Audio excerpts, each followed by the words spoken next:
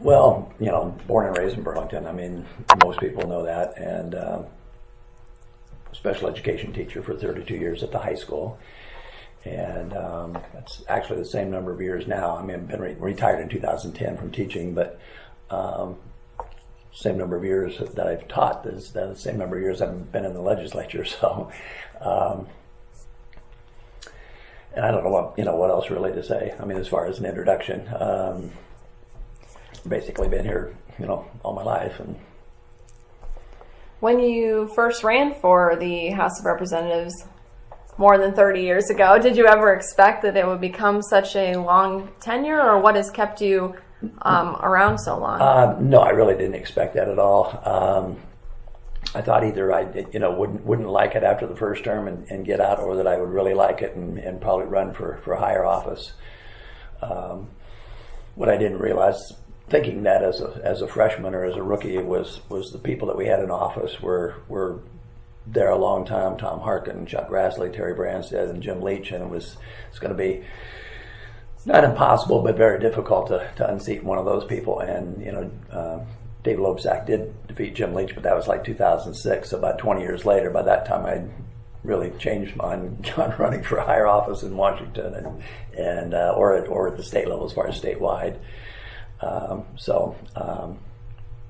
as far as why I've stayed, it's just been interesting and enjoy working on the issues, as far as the issues that are important to our area as well as the whole state, on education and transportation had been an issue that I got involved in from the first year I was in the legislature. And of course that was always important down here, no matter what type of transportation you were talking about, rail, air, bus, or our highways, 4-lane highways.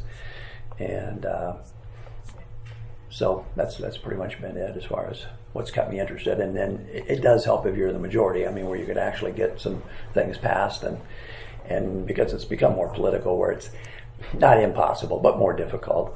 We got funding, say, for the building down here for the store on Jefferson for Hope Haven, but that was a bipartisan effort. It wasn't difficult, but at the same time you had to work with people on the other side to get it to go, because they voted it down at the beginning, just a straight party line, and then you had to talk to a few key people, and like about 5 or 6 Republicans that are on the House that are in powerful positions, and talk to them about why it was a good idea and why it was a win-win for them as well as us, and that I'd support something like that even if it was somewhere else in the state, not just here, because it was really a worthwhile project. And so things like that, you get some things done, but you have to work behind the scenes when you're in the minority to really accomplish it. And you may not get the headlines, but people here know that you've gotten it done because they've asked you to work on it, and you can keep them up to date as it goes along. And so you've seen many different iterations of the Capitol, whether it's a Republican governor with a Democratic legislature and vice versa. If Fred Hubbell is able to win and there's a Democratic governor but the legislature stays the same, how do you think that the Democrats would be able to work in that system? Do you foresee your party being able to move anything forward with a Republican legislature but a Democratic governor? If they controlled both houses? Yeah. Okay.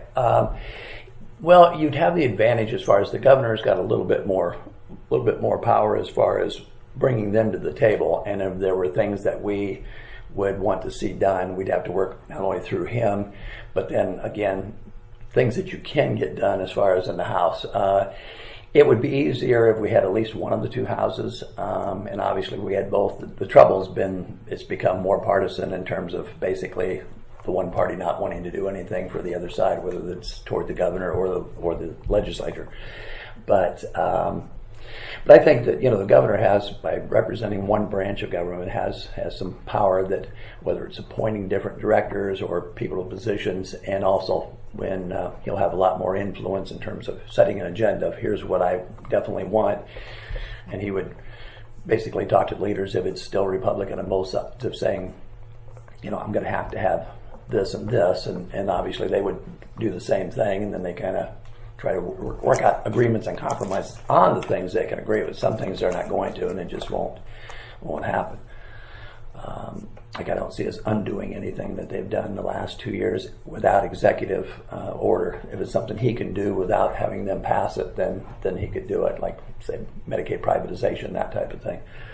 But otherwise, you're just going to have to, improve the things that you're capable of doing and the things that you can work out compromises with. You mentioned Medicaid privatization. That's one thing that obviously has been a major issue in this election, and Fred Hubbell has said if he's elected, he will reverse it. Mm-hmm. How realistic do you think that is? Is that something that would have to be done by executive authority, or would pieces need to go through the legislature to roll it back? He could do some things that, as far as would go through the legislature, and there are legislators. I'm not sure the total amount of support within the Republican Party for it, but I know there are Republicans that don't favor the privatization, even though Governor Branstad did. Governor Reynolds has kind of followed suit with that. There are Republicans in the legislature that have said they didn't agree with that. Now the question is, how many of them are there? If that would take some components of legislation, do you have enough of them with Democrats to change that? And that all depends on the new makeup, of what it's going to look like. Assume the Senate's going to be Republican for sure. House is questionable. We need to pick up 10 seats to take back the majority. I think we will gain, some. The question is how many. And so the more we have, the better the chances are of really working on making those changes in Medicaid. If you are able to retake the House, what do you think are some Democratic priorities that you'd like to see in the next 2 years? Well, things like healthcare is the big issue that I'm finding door to door, and people are concerned about the cost of their medicine, just access to healthcare, and being able to be affordable to where they can get their insurance without being denied because of pre-existing conditions. Those things seem to be hitting them the most, and just concerned about financially being able to pay if they have any kind of catastrophic illness. I mean, there are people, several that I've been talking to that have said, I'm retired, been worked for 30 years, been retired, we own our home, we're not poor, but we're not rich. We go on vacation once a year and keep our bills paid up, but it's not like we could go out and buy a new vehicle, for cash or anything like that. And their concern is if they have one illness in the family, they'll be in financial straits the rest of their lives. That it'll just throw them into a financial hole that they'll spend the rest of their life trying to get out of. Is that kind of thing something that can be addressed at the state level, though? Well, I think there are some things that we can do at the state level. A lot of it obviously would be federal, but I think there are some things we could do at the state level in terms of just what things you either include or don't include with the HMOs and trying to make sure that it's just not being something that's making a profit for insurance companies and not really helping citizens as far as being able to be able to have insurance and be able to afford it. So there are some things that can be done. The question will be how thorough, if Fred Hubbell's the next governor, how thorough he will be in terms of, or how specific he will be in terms of what he says, these are the things I want to see done, and can you get support to do those. Mm-hmm. On education, you always hear about allowable growth because we've underfunded the last several years because school districts need anywhere from 3 to 4% to maintain their current programs, and we've been putting in 1.5, sometimes 0. But it's not just that; it's making sure that if we pass things that are to help school districts, that we provide the funding to do it and not have any unfunded mandates, because then it falls back on the school districts, and their only option is to either raise property taxes, cut staff, cut programs, increase class sizes, and all those things are not good for students, and it's also not good really for the school district as far as trying to accomplish things with that. The SAVE program, which is for school infrastructure, that's due to sunset in 2029. We need to expand that, push it out, so that a lot of school districts use like a 20-year bonding issue, and of course right now that would be 11 years, so they'd be stuck there in limbo saying, okay, are you guys going to extend that, or is it going to sunset 11 years and then we won't be able to afford a project. And so that would be something else that we need to do. Special education deficit is something too that's been growing. when we were in the majority last time, it was, I think, at 103 million, and now it's way higher than that. And so basically, it's that the programs, the funding that's there for special education, with the state not putting in enough in to address it, it falls back on school districts to take money from their budget because they're required to fund it, but they're pulling it away from other things. And it's not that it's not necessary, shouldn't be done. It's just that the state needs to be more responsible than throwing it on the backs of the school districts. On the education piece, I'm sure you remember from this past year's forums that the open enrollment issue came up a lot. Senator Green has kind of taken a, I would say, relatively controversial position as far as the tax dollars following this student if they leave the district, and that's something that he points out that you have supported in the past. Do you still support that idea, or where do you stand on open enrollment and the tax dollar issue? When I had that bill, it was basically a request from the school district and to bring that forward and see, because the Department of Ed had said, let's let it go for about 5 years and see how things turn out, and then maybe they would come forward with a proposal. And they have not. And of course, then after redistricting, then I have West Burlington and Burlington. So now you're pitting your two districts against each other. And there's some support in the legislature to do it, but not really enough. The districts that were mainly affected are Burlington, Des Moines, Waterloo, and I know that Senator Green will say it affects more than just those, and then he'll point out some smaller ones. I mean, smaller communities, say like in Louisa County, that's true. But in terms of the legislature, you don't pick up many votes because he represents that as well as here. So it's not like, well, by including those, you're going to pick up another 5 or 6 people. So I don't really see the votes being there to change it, because things have moved to the other direction where people are supporting more options for people, as far as choice on what type of education to get, whether to do things online, whether to be open enroll, obviously one of those, but just kind of choose where you would like to go. The only way I see that changing is if the department comes forward and says, okay, we've looked it over and we're going to at least make some changes. And what those would be, I don't know. I haven't spoken to Director Wise about that because he hasn't been the director that long, but I did to his predecessors, Jason Glass, and they really just thought there were other things that they wanted to address that were more important in education statewide than that, only because it affected, not a lot of districts. So it's not that it couldn't be brought up, but I just don't really think the votes are there to really make major changes. So you're saying that you don't necessarily support that idea anymore just because you don't think it has viability in the legislature? Yeah, and not unless it could be something that would benefit both districts, but yet not harm either one. And how do you get that balance to where you're helping both, but not hurting either? And so. When you brought it up, Burlington was the only school district in your district. Yeah. Yes, and that's changed. Yes. Have you heard people talk much about the collective bargaining changes from 2017? I remember, thinking back to the forums, that was a huge issue that year, immediately after it happened. But do you feel like it's had much staying power a year later? Do you think it'll factor into the midterms? I think it will, as far as like trying to elect, Fred Hubbell as governor, and also to elect legislators or people to the legislature that will favor their position.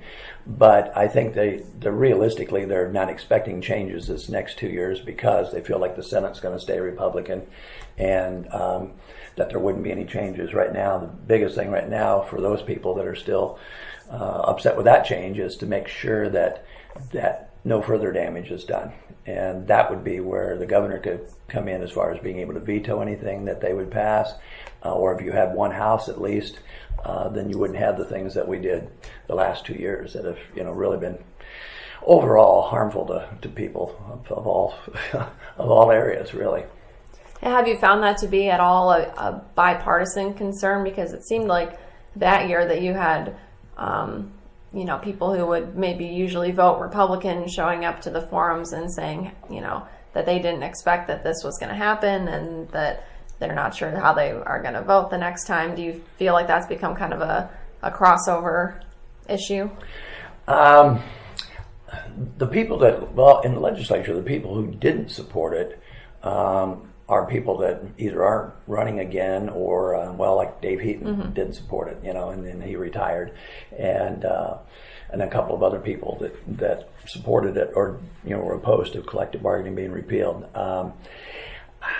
I don't see that it's going to be a huge crossover unless things really change. Say, like if we were in the majority, maybe then you could pick up some people that would say, now that we have the votes to actually turn it around, we would do that.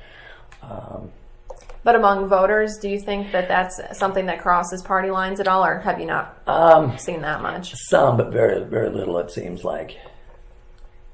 And on that issue, basically you're affecting areas that have a lot of labor members and labor unions, and I think statewide it's about 180,000. So it really is a select group in terms of people are not probably that well educated on the issue. We talked about the issue in terms of how long it's been around, that we started it 43 years ago, and that Governor Ray actually was instrumental in getting that done, and as well as House and Senate Republicans and Democrats. And a lot of people didn't know that, and that's kind of true with a lot of issues.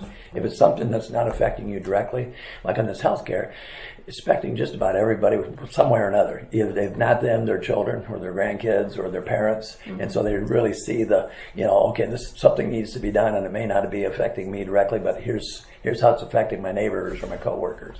Where with the other one, if you belong to a union and you were working, then yeah, you knew how it affected you in terms of your contract negotiations. But a lot of people, I don't think were truly aware of what that change did, or the workman's compensation law being weakened. They really don't know that unless you know somebody that works in a place that had an injury and just what effect that had on them. So, given that it's a midterm year and there's no president on the ballot, but we do have the governor, have you heard from people that they're motivated to get out and vote this year, or how have voters seemed to you? It varies. Some have been, the ones who are unmotivated seem to be directing it toward Washington.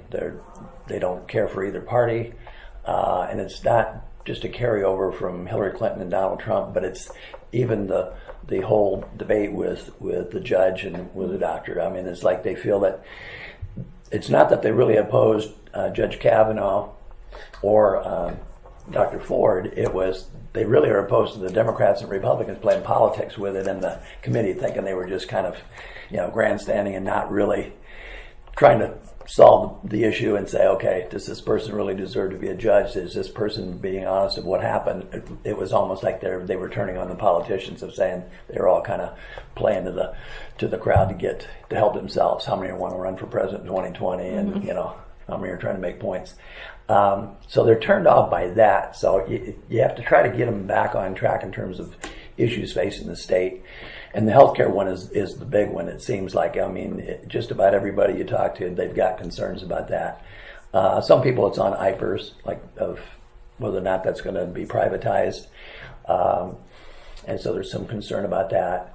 And some concern with jobs, in terms of that. We have a number of jobs here, but they're not paying well enough for people where you either have to have two jobs, or you don't have any benefits because it's part-time here and part-time there.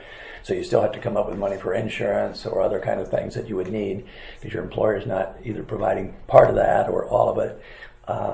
So they're concerned about that yes, we have jobs, but are they jobs that are, making you so you're not living in poverty and be able to survive? And so those are kind of the issues that they're going at. And the people who are motivated to vote, it is because of, I think, the last 2 years the Republicans really overreached a lot on things, whether it was on collective bargaining, whether it was closing down mental health institutes and having people with mental illness, put in county jails as far as a place to keep them, defunding Planned Parenthood, because for the Republicans, it was just about the abortion issue, which they could have done bills, which they did, like the heartbeat bill to restrict abortions.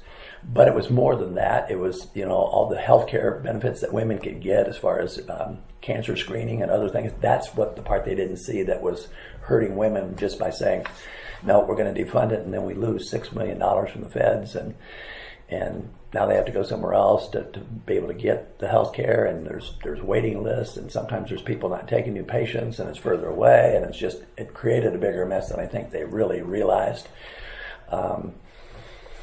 And then the voter ID, the voter suppression bill, is one of those things where a lot of people will say they don't even want to vote absentee because they think you have to fill out all these papers to do the absentee, kind of like you're getting a loan for the bank or something. And when you show them, it's like, okay, just your name and address, your birth date, and then sign it and date it. That's it. Oh, and they were thinking, 6 more pages here.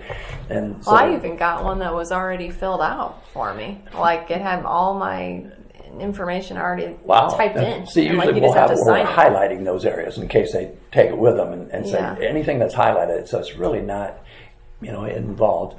But that combination of that, and it's kind of gotten out that they feel like they had to have, not just an ID, but somehow they feel they've heard they had to have either a passport or a utility bill or a birth certificate to go vote, and they're not going to do that. They're not going to jump through all those hoops. And if they went there and they were told, well, you have to have this, they're not going to come back. They'll leave, and they're not going to come back to vote. And so it's kind of two camps: the ones that are anti-Washington and the ones that are not happy with what's happened here in Iowa the last 2 years, and they're more motivated to vote than the other ones are. Well, one of the kind of resounding points that came out of my interview with your opponent was just his desire to bring new leadership, for this area into Des Moines. He feels like he can, chair a committee eventually and kind of be a mover and shaker up there. Do you feel like you've been able to do that over your terms in office, or what's been your motivation for being up there? Do you feel like you've been a leader for Des Moines County? You're able to do that a lot easier, obviously, when you're in the majority. And when you chair a committee, you can do things not only for your district but for the whole state that you can get done without, wouldn't say without any problems, but without many, because you're the one that has the bill drafted, and you can get that done. But as far as being in the minority, that's where you have to work with people that you've known, and that's part of what's helped me of being there as long as I have is there are relationships and friendships that you do have with people on the other side that you have worked with when they were in the minority, and now you can work with them. And it's harder for new people only because it's been more partisan.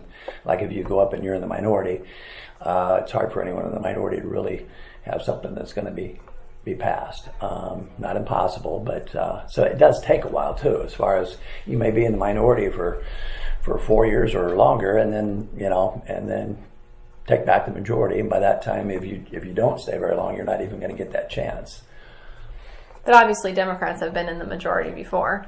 Yes, we have started out in the majority, went in the minority for like 14 years, and then came back in the majority for 4 years. So it's been back and forth, yeah. And you do get a lot more accomplished when you're in the majority.